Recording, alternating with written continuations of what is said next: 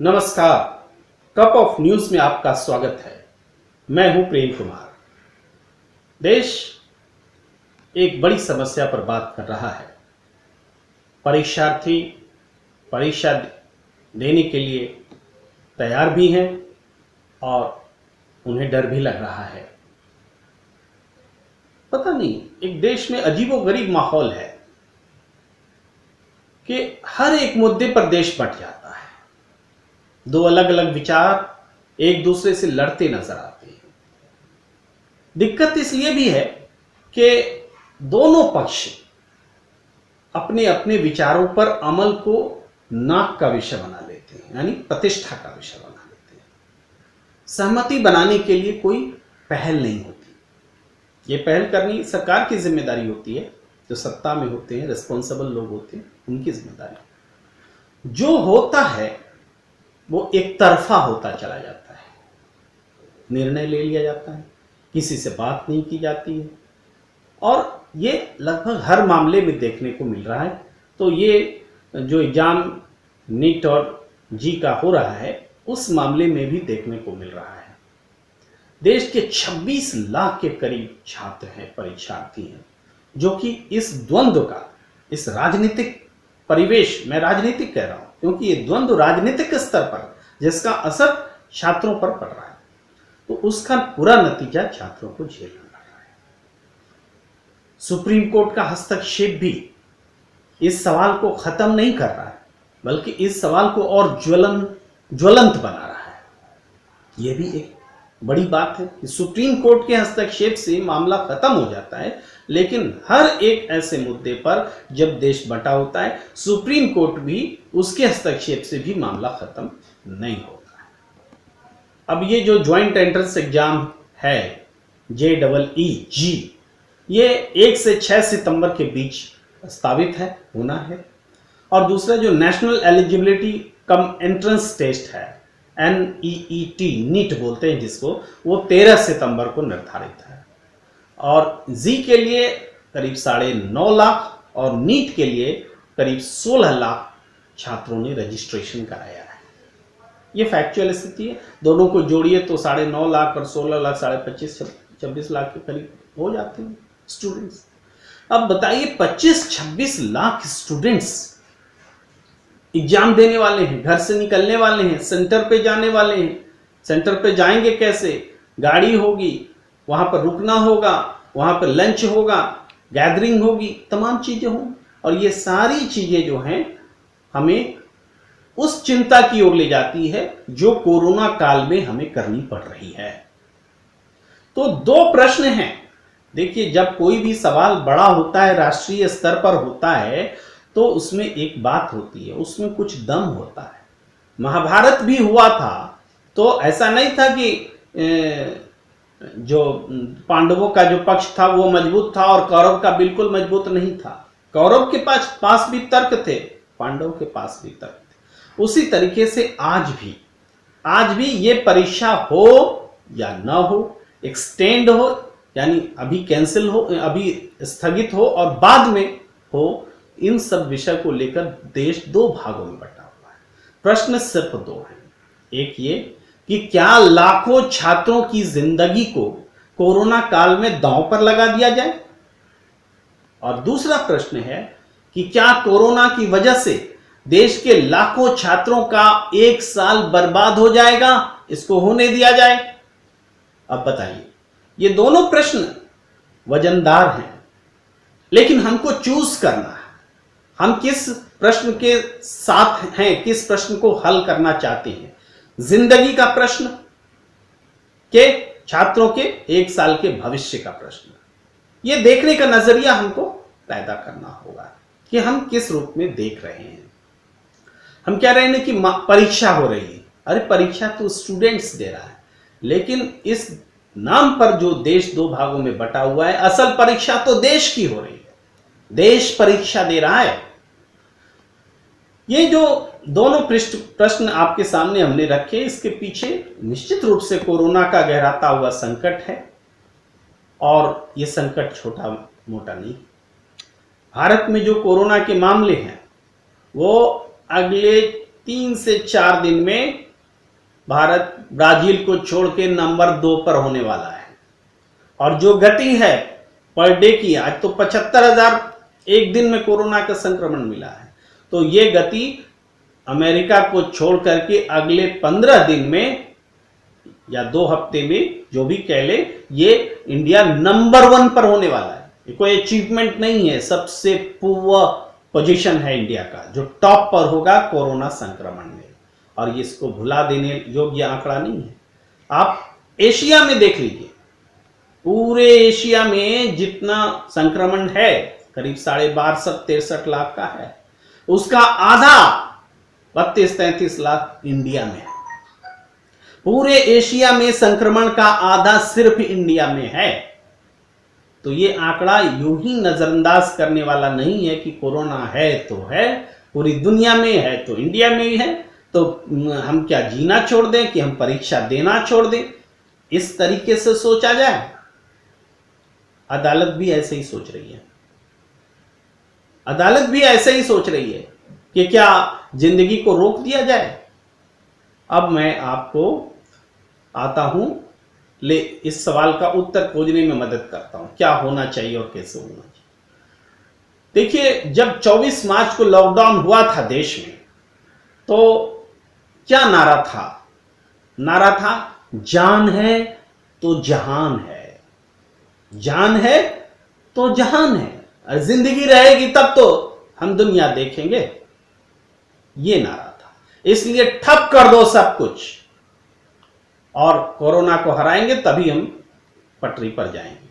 लेकिन इस नारे का पर सरकार टिकी नहीं रह सकी। सरकार को जल्द ही एक दूसरा नारा लेकर के आना पड़ गया, जान भी जहान भी। और सच पूछिए तो ये जो एग्जामिनेशन का सवाल है, ये दोनों सोच भी यही है। क्या जान है तो जहान है वाली सोच, ये सोच परीक्षा को स्थगित करने की मांग कर रही है, और जान है, जान भी जहान भी, ये सोच परीक्षा को होने देने की बात कह रही है। तो अगर हम अपनी सरकार, नरेंद्र मोदी जी की सरकार की बात करें, तो इनकी सोच जो शुरू में थी वो बदल है, और बदली हुई सोच के हिसाब से वो एग्जाम करा रहे हैं। लेकिन इनकी पहले की जो सोच थी उसके हिसाब से तो एग्जाम भी नहीं होना चाहिए, कारोबार भी नहीं होना चाहिए, सब कुछ ठप होना चाहिए जब तक कोरोना ठीक ना हो जाए।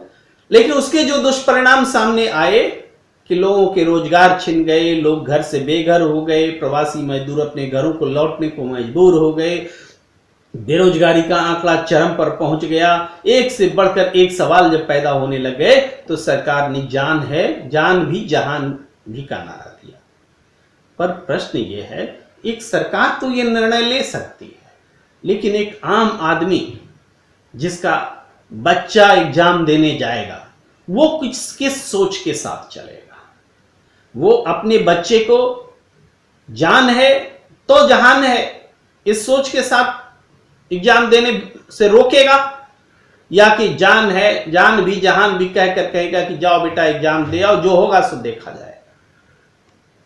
मेरे ख्याल से एक बाप, एक मां बाप अपने बच्चे की जिंदगी को सुरक्षित रखना चाहता है। कोई भी अपने बच्चे को एक जोखिम भरे वातावरण में नहीं भेजना चाहता है, और जोखिम भरा वातावरण और जोखिम होता जा रहा है, ये आंकड़े बता रहे हैं। तो इसलिए ये मां बाप की चिंता है। दूसरी तरफ शासकीय चिंता है।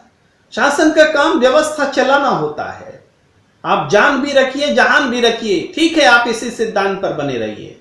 आप एग्जाम्स को आप 3-4 बार में भी कंडक्ट करा सकते हैं। जरूरी है कि एक ही दिन में पूरा देश एग्जाम दे? कई बार में आप कंडक्ट करा सकते हैं, कोई दूसरा तरीका निकाल सकते हैं। लेकिन जब जिंदगी पर बन आई है तो जिंदगी को प्रायोरिटी देनी होगी। ऐसा नहीं होगा कि कोरोना होता है तो होने दो। जब नेशनल टेस्टिंग एजेंसी एनटीए ने 3 जुलाई को परीक्षा का नोटिफिकेशन निकाला था, तब वो भी सरकार की उसी सोच के साथ थी, जान भी जहान भी। सरकार की सोच के साथ देश की शिक्षा व्यवस्था रहती है, इसमें कौन सी नई बात है।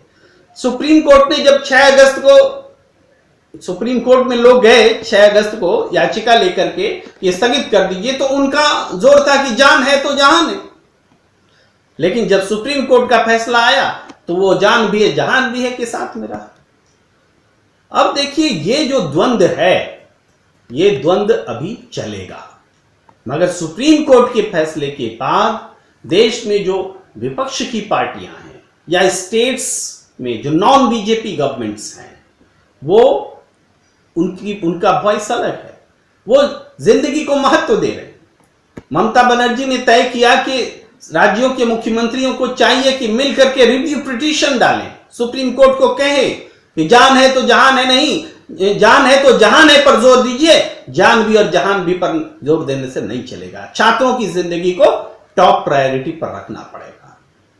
तो ये जो बात है, अब सुप्रीम कोर्ट ने कह दिया तो वो फाइनल वर्डिक्ट नहीं हो गया।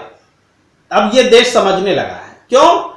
क्योंकि सुप्रीम कोर्ट ने लगातार अब ऐसे फैसले दिए हैं और खुद उससे वो पीछे भी हटा है। उनके वक्तव्य, उनके कमेंट्स लगातार सवालों के घेरे में आ रहे हैं। आप याद कीजिए 17 अगस्त को जब सुप्रीम कोर्ट ने फैसला दिया तो क्या कहा कि कोरोना वायरस के कारण देश में सब कुछ नहीं रोका जा सकता है। तो यह फैसला सुप्रीम कोर्ट ने तब क्यों नहीं दिया था जब देश में सब कुछ रोका गया था? जब 24 तारीख को देश को लॉकडाउन में भेजा गया था तब सुप्रीम कोर्ट चुप क्यों था? जब प्रवासी मजदूर सड़क पर घूम रहे थे उस समय सुप्रीम कोर्ट ने कहा कि सड़क पर पैदल चलने वालों को हम रोक नहीं सकते। लेकिन वो मद्रास हाई कोर्ट था, Chennai high court, Madras high court, जिसने कि कहा कि हमारा दिल रोता है सड़कों पर लोगों को चलते हुए देखते, जब वो देखते। उन्होंने केंद्र को भी नोटिस दिया, स्टेट को भी नोटिस दिया। मद्रास हाई कोर्ट ने अदालत की इज्जत रखी, सुप्रीम कोर्ट ने सवाल को बने रहने दिया, सॉल्व नहीं किया। अब देखिए हमारा जो आज की जो शिक्षा विभाग जो हमारा है, मानव संसाधन मंत्रालय, रमेश पोखरियाल निशंक उनके मंत्री हैं, शिक्षा मंत्री कह लीजिए, तो वो भी सुप्रीम कोर्ट पर डाल रहे हैं। खुद डिसीजन लेने के बजाय सुप्रीम कोर्ट का बहाना कर रहे हैं। क्या कर रहे हैं? हम लोगों ने जब परिस्थितियां थी तो एक बार तारीख थोड़ा आगे पीछे किया, दूसरी बार भी किया, लेकिन कई लोग ऐसे भी हैं जो चाहते हैं कि परीक्षा हो, तो अंत में सुप्रीम कोर्ट भी ऐसा ही चाहता है, अगर परीक्षा नहीं होगी तो साल बर्बाद हो जाएगा। ये सवाल तो है अपनी जगह पे, लेकिन इन सवालों के पैरेलल में जो सवाल है कि क्या जान जोखिम में डाल करके परीक्षा लोगे, इस सवाल का जवाब नहीं है शिक्षा मंत्री के पास। आप ये बात देखिए कि छात्र क्या करे, स्टूडेंट्स क्या करे। वो परीक्षा की तैयारी करता है, देर होगी परीक्षा तब भी तैयारी करेगा, समय पर होगी तब भी उसकी तैयारी होगी। लेकिन मुख्य बात यह है कि 2 गज की दूरी को मेंटेन रखते हुए, मास्क पहनते हुए, कोरोना से लड़ने के लिए तमाम संयम बरतते हुए वो अपनी जिंदगी को बचा सकेंगे, इसका भरोसा कौन दिलाएगा? देखिए इस देश में गृह मंत्री को कोरोना हुआ कि नहीं, गृह मंत्री अमित शाह को, उनको किस चीज के परहेज की कमी थी? हो गया कोरोना, वो तो मेदांता में भर्ती होकर अपना इलाज करा लेते हैं। आम गरीब का बच्चा कहां इलाज कराएगा बताइए? राज्यपाल, मुख्यमंत्री, पूर्व मुख्यमंत्री, बड़े बड़े नौकरशाह कौन है जो कोरोना से बच पा रहा है? सबको कोरोना पकड़ रहा है। कई राज्यों के मंत्री तो गुजर गए, उत्तर प्रदेश में 2 मंत्री गुजर गए कोरोना की वजह से। आईएएस, आईपीएस तमाम लोग कोरोना से संक्रमित भी हो रहे हैं और उनकी मौत भी हो रही है। तो ऐसी स्थिति में छात्रों को डर लगेगा कि नहीं लगेगा? छात्र परीक्षा देने का जो एक भय होता है, इसमें परफॉर्म करने का जो भय होता है, उस भय में तो जीते ही है, खुदकुशी वगैरह भी कर लेते हैं। आप लोग मत करिएगा, मैं हाथ जोड़ता हूं, क्योंकि संघर्ष ही जीवन है। किसी न किसी मोर्चे पर संघर्ष करते रहना है। परीक्षा भी, उसमें अच्छा परफॉर्म करना भी संघर्ष है। अभी इसी उम्र में संघर्ष हारने की जरूरत नहीं। आप पर एक संघर्ष और थोपा गया है छात्रों कि आपको अपनी जिंदगी कोरोना से बचानी है। तो आप इस आवाज को बुलंद कीजिए फिर भी अगर एग्जाम होगा तो आपको देना ही होगा, यह भी हम जानते हैं। और उस परीक्षा से गुजरना होगा कि आप अपनी जिंदगी बचा पाते कि नहीं। आपको परीक्षा में भी पास होना है और जिंदगी की भी परीक्षा में पास होना है। तो न्यायालय में भी हम कह रहे थे कि न्यायालय में भी दो तरह की सोच हो गई है। सुप्रीम कोर्ट ने कहा था कि हम उन्हें पैदल चलने देने से कैसे रोक सकते हैं। कोर्ट के लिए यह मॉनिटर करना संभव नहीं है कि कौन पैदल चल रहा है और कौन नहीं चल रहा है। और बाद में उनकी राय बदल भी गई। कब बदलती है राय? जब सरकार की राय बदल जाती है। जब वही सरकार प्रवासी मजदूरों के लिए कुछ नहीं कर रही थी तो सुप्रीम कोर्ट की यह राय थी। वही सरकार जब ट्रेन चलाने लगी तो उसकी राय बदल गई। तो इस सरकार की राय, सुप्रीम कोर्ट की राय जो पैरेलल चल रही है, इसीलिए विश्वास का संकट खड़ा हो रहा है। साफ साफ कहता हूं, इसीलिए विश्वास का संकट खड़ा हो रहा है। सर्वोच्च न्यायालय उनको एक ऐसा फैसला जिसको सबको मंजूर हो, जो हमेशा से सर्वोच्च न्यायालय की प्रतिष्ठा रही है, उसके हिसाब से उस प्रतिष्ठा में कमी आई है। यह फैक्ट है। और इस बात को लेकर के प्रशांत भूषण जैसे लोग लड़ रहे हैं। अब आप ये समझिए कि परीक्षा का आयोजन, उसको रद्द करने का सवाल, यह सिर्फ परीक्षार्थियों का सवाल नहीं है। ये बच्चों की जिंदगी की फिक्र अभिभावक ही करें, गार्जियन ही करें, जिनके बच्चे हैं, ये तो बेईमानी हो जाएगी। जिनके बच्चे एग्जाम नहीं दे रहे हैं, उनको भी उन बच्चों की फिक्र करनी होगी, क्योंकि या तो उनके बच्चे एग्जाम दे चुके हैं या फिर आने वाले समय में उनके बच्चे एग्जाम देने वाले हैं। यह देश का सवाल है और इस देश के सवाल को आप यूं ही इग्नोर नहीं कर सकते। और यह बात मैं थोड़ा संक्षेप में अपनी बात खत्म करना चाहूंगा कि परीक्षा तो रद्द होकर रहेगी, यह मैं अपने विश्वास के साथ कहता हूं, क्योंकि एक आवाज उठ चुकी है, पूरे देश में आवाज उठ चुकी है। और जब बच्चे डरे हुए हैं तो वो परीक्षा क्या देंगे, यह भी बुनियादी सवाल है। लेकिन यह परीक्षा रद्द होने के लिए इतनी जल्दी यह सरकार मानने वाली नहीं है, क्योंकि यह नाक का सवाल बनाकर चल रही है। यह नाक का सवाल है ही नहीं, यह बच्चों की जिंदगी का सवाल है। आप बच्चों की जिंदगी को कितना अहमियत देते हैं, यह सवाल है। 1 साल का करियर अधिक से अधिक यही है। उस करियर को बचाने के लिए भी सरकार सोच सकती कि कैसे बचाया जाए, रास्ता निकाला जाए। लेकिन जिंदगी, अगर बच्चे अगर संक्रमित हो जाते हैं, खतरे में पड़ जाती है जिंदगी, और ईश्वर न करे उनमें से कुछ की भी मौत हो जाती है, तो उनकी भरपाई कौन करेगा? कैसे होगी उसकी भरपाई? यह सरकार नहीं सोच सकती। सरकार तब सोचेगी जब ये गार्जियंस के पॉइंट ऑफ व्यू से चीजों को डिस्कस करेगी। एक मीटिंग तक नहीं बुलाई जाती इतने बड़े मुद्दे पर, न सर्वदलीय बैठक, न पेरेंट्स मीटिंग, एक तरफा डिसीजन ले लिया जा रहा है। विरोध हो रहा है, उसकी परवाह नहीं की जा रही। ऐसी स्थिति में सुप्रीम कोर्ट हो या सरकार हो, अगर हमारे बच्चों की जिंदगी पर बनाएगी तो हम कुछ भी नहीं सुनेंगे, हम फैसला लेंगे। और यही इसी वजह से हमें विश्वास है कि यह रद्द होकर रहेगी परीक्षा। इतना कहते हुए मैं आपसे विदा लेता हूं। आप देखते रहिए कप ऑफ न्यूज।